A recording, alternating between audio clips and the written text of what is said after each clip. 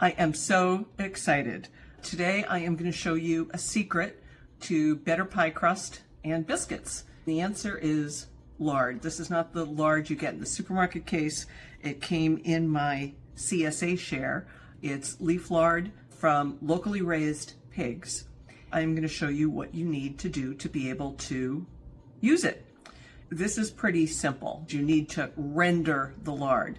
What that means is you need to melt it, then you scoop out just the fat, leaving any little pieces behind. You can see here there are some membranes. All of that is just going to be left behind, but we need to melt it to do it. It's pretty easy. You take the lard and you're going to chop it. You don't need to worry about making it exactly the right size because the whole purpose of this is to melt it. So I'm chopping it,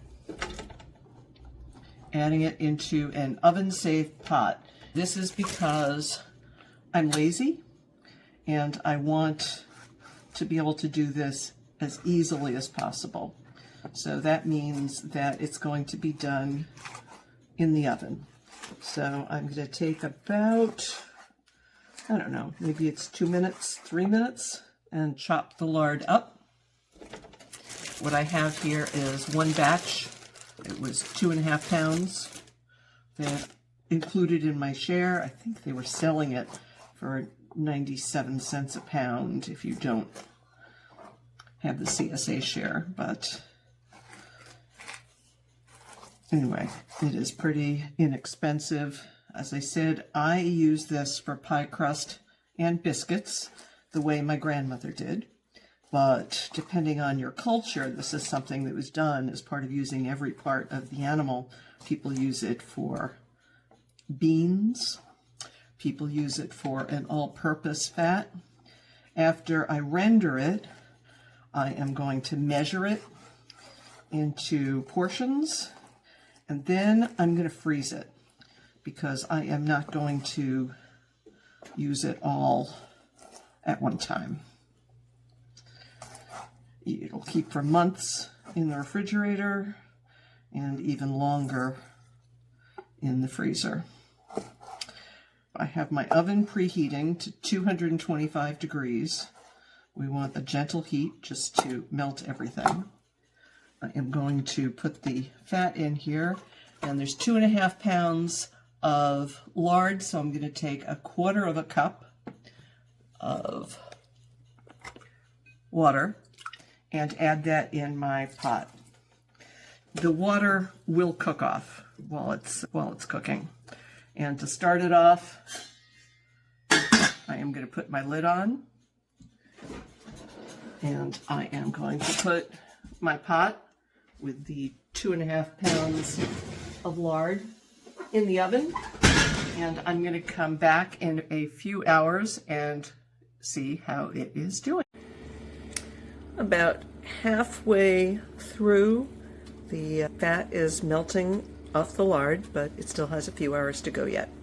So the fat is rendered. I'm going to drain it in metal bowl because it's really hot, a metal colander, and some cheesecloth.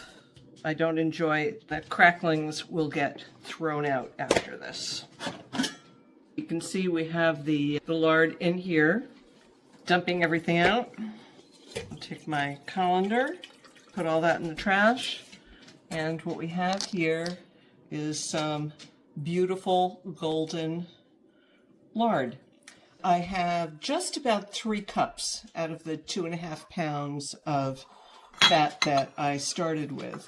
Some people store it in mason jars, which is just fine, but with a mason jar, you have to spoon it to get it out.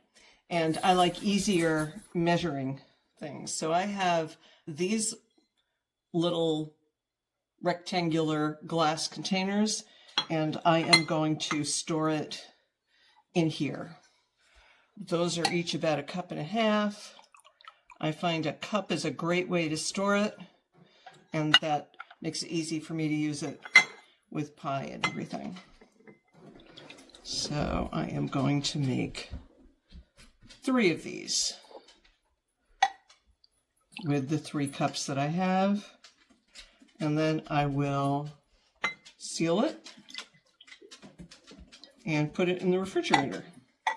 And when I am ready to make a pie or biscuits, I will have my little sticks of lard ready to go. So I can cut them in half if I need half a cup, or 1.5 or 3/4, but it's much easier to parcel out if you have it in a rectangular base.